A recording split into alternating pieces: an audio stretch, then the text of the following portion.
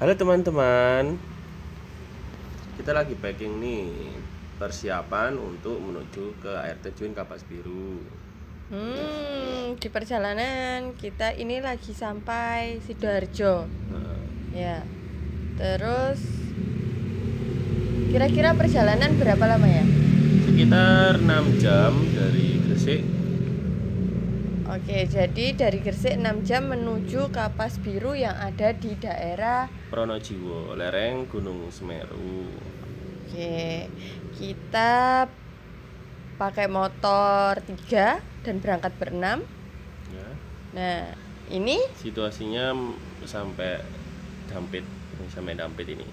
sampai sekitar Dampit ya, sudah mulai berasa hawa-hawa Dingin, hawa gunung.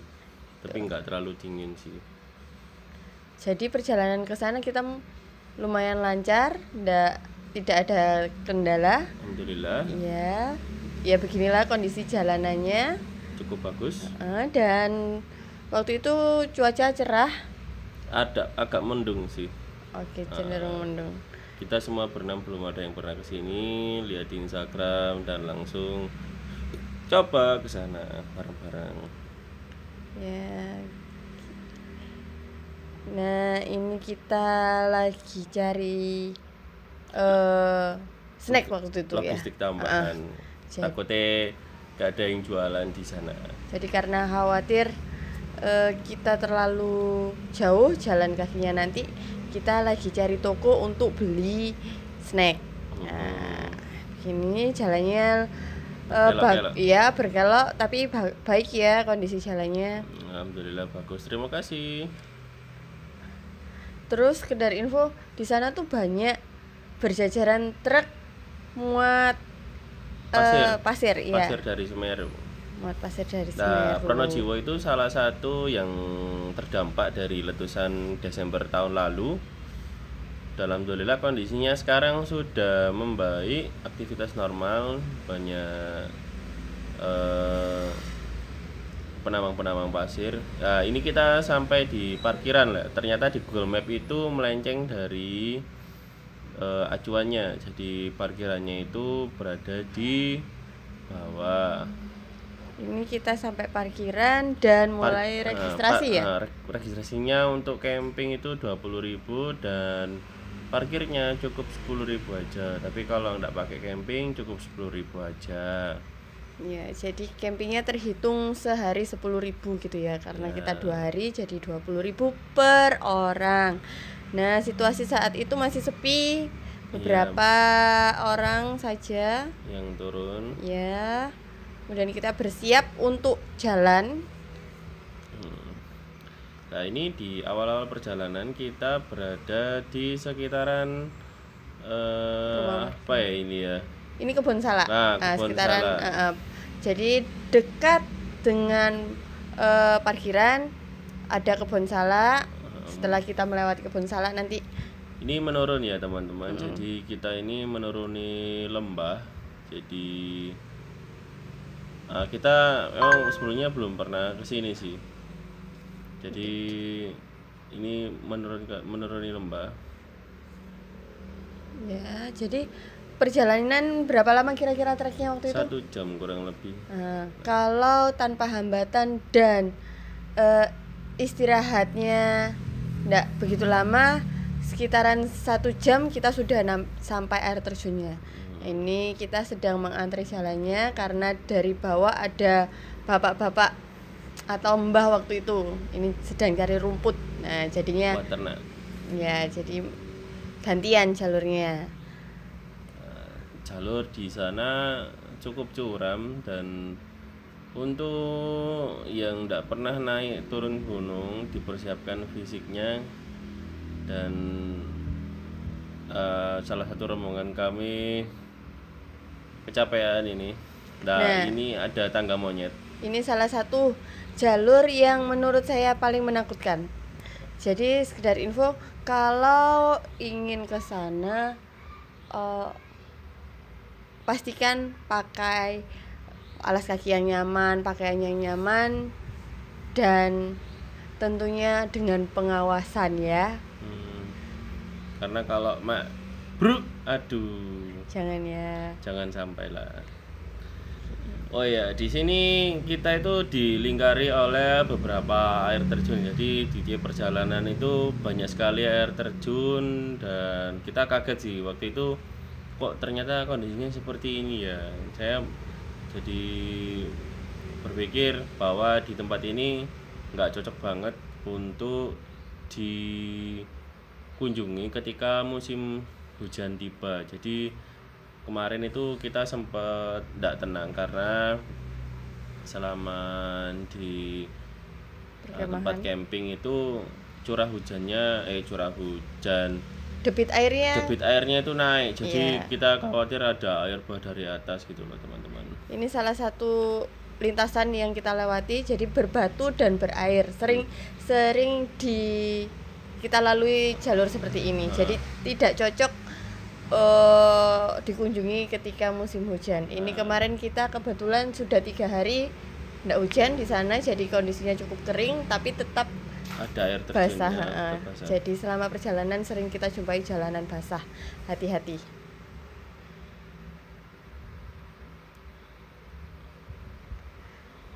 Dan ini salah satu alasan kenapa harus dengan alas kaki yang nyaman dan Ya, tidak licin. agak licin soalnya. Iya, agak licin. Ini rekan kami sedang berupaya melewati. Nah, Iya. kan hati-hati ya.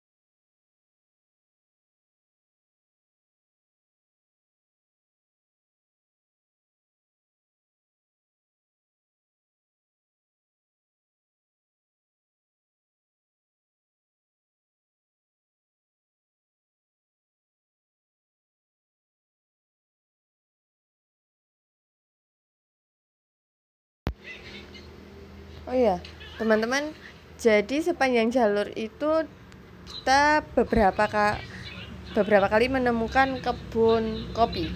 Jadi masih ada warga yang melintas gitu. Nah, ini jembatan terakhir menuju air terjun. Setelah ini kita akan menemukan air terjun tidak jauh dari jembatan ini. Jadi jembatannya terbuat dari bambu, cukup kuat kalau menurut saya, tapi tetap hati-hati karena bunyinya kriek-kriek gitu loh. Nah, jadi airnya memang dari sini sudah terlihat deras, bening. Jadi kayak berasa mau berenang, tapi tidak disarankan berenang ya karena memang arusnya deras. Nah, dari sini sudah mulai terlihat air terjunnya, gemericik airnya sudah terdengar. Jadi lelah setelah kita jalan tadi sedikit terbayarkan gitu ya. Tapi tetap capek sih gitu. Setelah ini kita akan cari tempat camping yang cocok. Jadi kita akan cari tempat yang tidak berbatu dan upayakan tidak ada ranting atau akar pohon di bawahnya supaya nanti tenda kita tidak bolong ya kena akar atau batu itu ya. Jadi kita singkat saja, sudah mulai gelap, lapar dan saatnya masak. Ini yang pertama karena kita bawa logistiknya frozen food waktu itu, ada pentol, apa itu scallop, jadi buat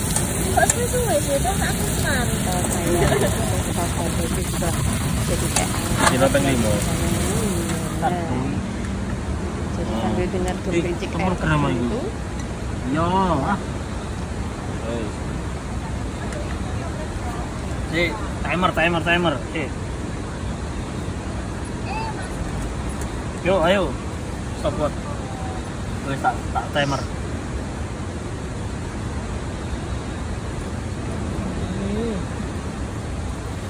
65 detik. 9, 10.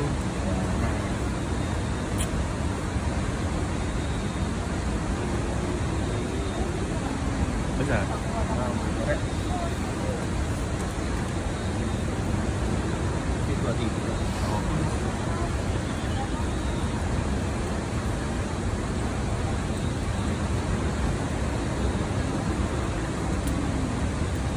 Enak rek cilik rek.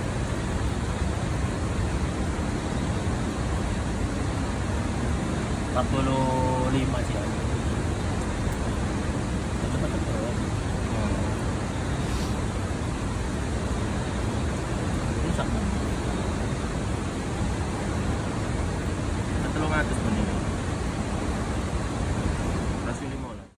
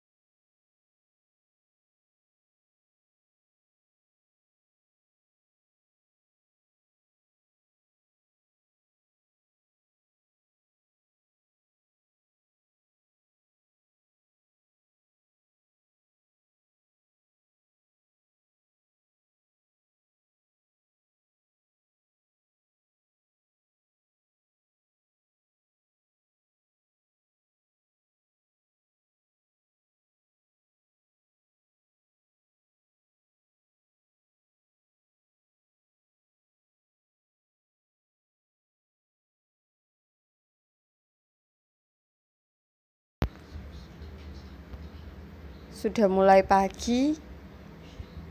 Sekarang 18 September. Buka tenda, pemandangannya Masya Allah, keren sekali air terjunnya. Dan sekarang waktunya sarapan. Kita akan masak mie. Bukan mie instan ya.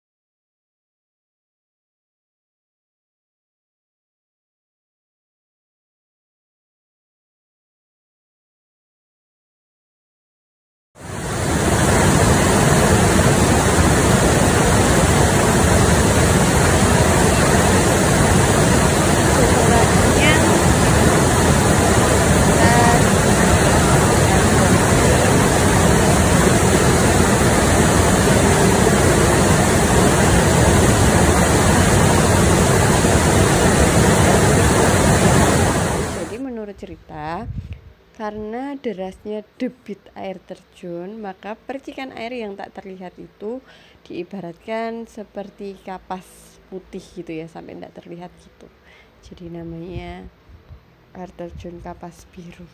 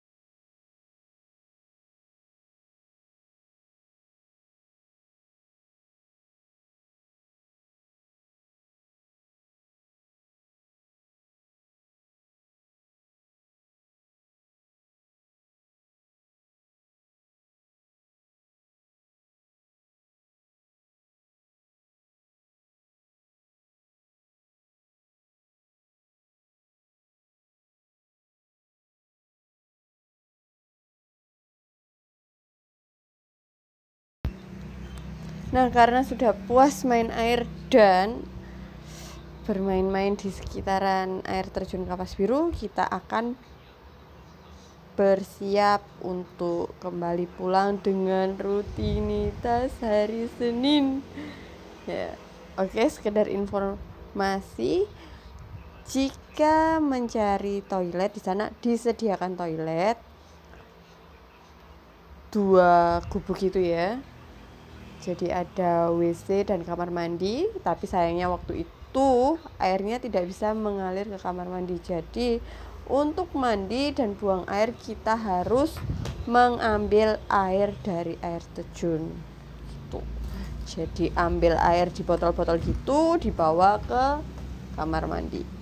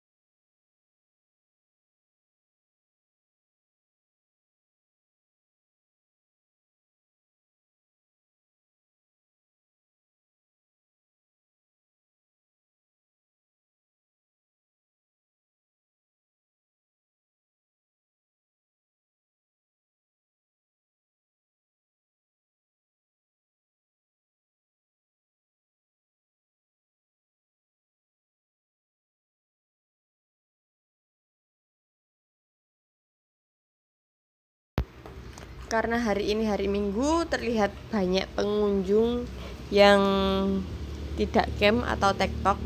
Jadi situasinya lumayan rame. Dan beberapa yang camp ada waktu itu sekitar berapa? 8 tenda. Kondisi campnya tidak terlalu luas, jadi harus mencari tempat dulu yang sesuai untuk tenda kita. Dan banyak ditemukan sampah-sampah yang tidak dibawa pulang. Jadi waktu itu kita harus membersihkan sampah dulu untuk mendirikan tenda di tempat kita ngecamp ini. Jadi diharapkan yang lainnya nanti kalau berkunjung sampahnya dibawa pulang ya. Tuh kan terlihat banyak sampah di belakang kita. Nanti kita akan bersihkan.